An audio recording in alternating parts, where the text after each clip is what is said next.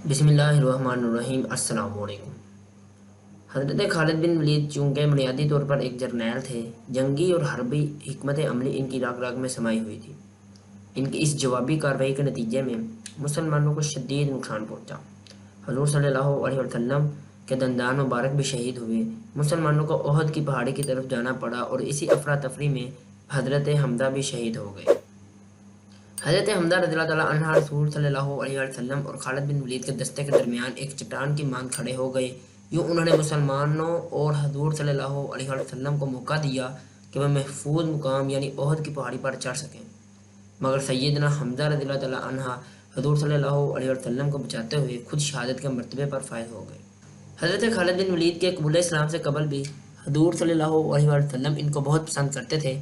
जब हजूर के सामने जनाब खालिद की तारीफ़ की जाती तो हजूर सल्लल्लाहु अलैहि वसल्लम फरमाते कि ये खसूसियात जिस शख्स में होंगी वह ज़रूर इस्लाम कबूल करेगा। जिस तरह आप सल्लल्लाहु अलैहि वसल्लम ने सैयदना उमर बिन खत्ताब के बारे में कबूल इस्लाम की दुआ फरमाई थी, इसी तरह खालिद के बारे में हजूर सल्लल्लाहु अलैहि वसल्लम की ख्वाहिश थी कि वो इस्लाम कबूल कर लें, क्योंकि इन सलाहियतों के हामिल मुजाहिद जंगजू और जानबाज की इस्लाम को अशद ज़रूरत थी। आखिर यही हुआ कि 8 हिजरी में फ़तह मक्का से पहले हज़रत खालिद बिन वलीद, हज़रत उमर बिन आस और हज़रत उस्मान बिन तलहा हजूर सल्लल्लाहु अलैहि वसल्लम के पास तशरीफ़ लाए और इस्लाम कबूल कर लिया। तब हजूर सल्लल्लाहु अलैहि वसल्लम ने बहुत खुशी के साथ फरमाया कि ए लोगो, मक्का ने अपने जिगर गोशे तुम्हारे दामन में डाल दिए हैं। कबूल इस्लाम के बाद सैयदना खालिद पर हजूर सल्लल्लाहु अलैहि वसल्लम ने खास निगाह करम फरमाई और आपको सैफुल्लाह का खिताब अता फरमाया। यह सिर्फ एक खिताब ही नहीं था बल्कि इसके साथ दुनिया माफिया की तमाम रूहानी व बातनी क़ुव्वतें भी इस सिपह सलार को अता कर दी गई थी। खालिद बिन वलीद हजूर से फरमाया कि ज़माना जाहिलियत में मुझसे जो गलतियाँ और कोताहियाँ हुई हैं मैं इनकी मग़फ़िरत तलब करता हूँ। रसूल सल्लल्लाहु अलैहि वसल्लम ने इनको बशारत दी तो तुम्हारे पिछले सारे गुनाह माफ़ कर दिए गए। इसके बाद खालिद रज़ियल्लाहु ताला अन्हा ने आहद किया कि अब इनकी तलवार हजूर सल्लल्लाहु अलैहि वसल्लम की हम रकाबी में ही बेनियाम रहेगी और वो दीन की सरबुलंदी के लिए ही जहाद करेंगे। और इसमें कोई शुबा नहीं कि फिर उन्होंने सैफुल्लाह होने का हक अदा कर दिया। जो मार के हज़रत खालिद बिन वलीद ने हजूर सल्लल्लाहु अलैहि वसल्लम के हुक्म और इजाज़त से लड़े, इनमें एक जंग मोता भी थी।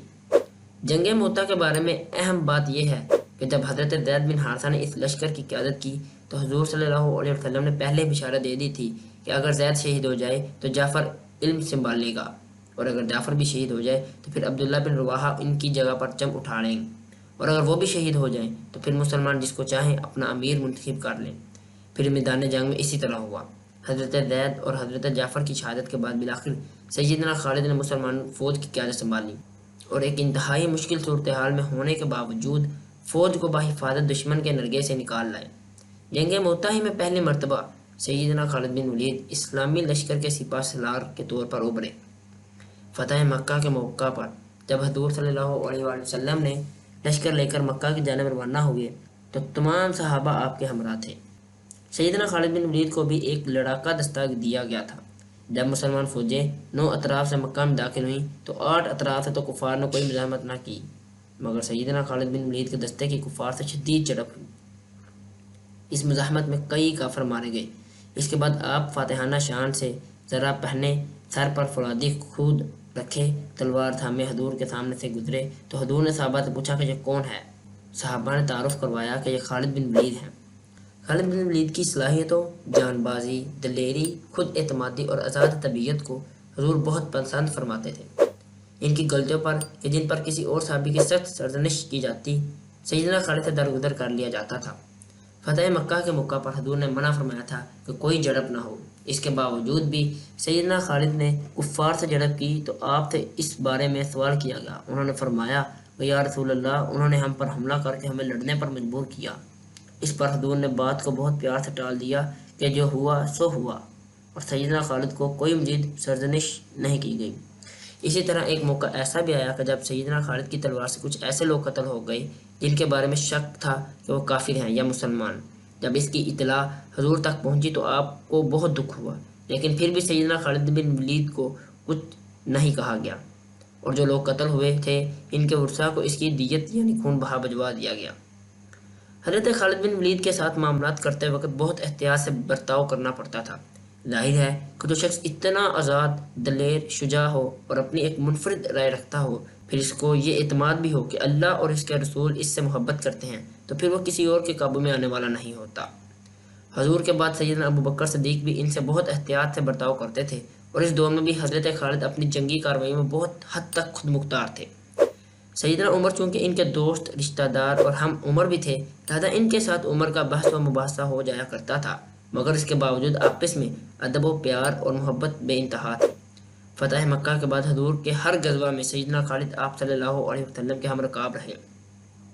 غزوہ حنین کے جس کا ذکر قرآن میں بھی آیا ہے کہ موقع پر جب مسلمانوں کی ایک کثیر تعداد کے ساتھ آگے بڑھے تو پہاڑی درے میں دشمن نے پہاڑوں کے پیچھے سے مسلمانوں پر تیروں کی بارش کر دی اور مسلمانوں کو شدید نقصان اٹھانا پڑا۔ ایک موقع تو ایسا بھی آیا کہ حضور صلی اللہ علیہ وسلم نے چند صحابہ کے ساتھ بالکل تنہا رہ گئے تھے، تب انہوں نے مسلمانوں کو پکار کر اپنی طرف بلایا۔ اس کے بعد مسلمان از سر نو صفے بندی اور دوبارہ دشمن پر شدید حملہ کیا، پھر اللہ تعالیٰ نے مسلمانوں کو فتح عطا فرمائی۔ اس جنگ میں بھی خالد بن ولید بے جگری سے لڑے اور شدید زخمی ہوئے۔ حضور صلی اللہ علیہ وسلم بہت عرصے تک آپ کی عیادت فرماتے رہے اور آپ کے لیے دعا فرمائی۔ اس کے بعد غزوہ تبوک کی مہم میں بھی سیدنا خالد نے شمولیت اختیار کی۔ اس غزوہ کا ذکر بھی قرآن پاک میں آیا ہے۔ تبوک کی مہم کے دوران ہی حضور نے ایک چھوٹا سا دستہ تبوک سے دونتل جندل، شام کا ایک علاقہ کی طرف روانہ کیا۔ حضرت خالد بن ولید کو اس دستے کے ساتھ بھیجا گیا۔ اس ساری مہم کی قیادت سیدنا خالد کے پاس تھی۔ امید کرتا ہوں آپ کو اس سیریز کی قسط نمبر 2 سے بھی اچھی انفارمیشن ملی ہوگی۔ مزید اس طرح کی ویڈیوز کے لیے ہماری اس ویڈیو کو لائک کریں، چینل کو سبسکرائب کریں۔ اللہ حافظ۔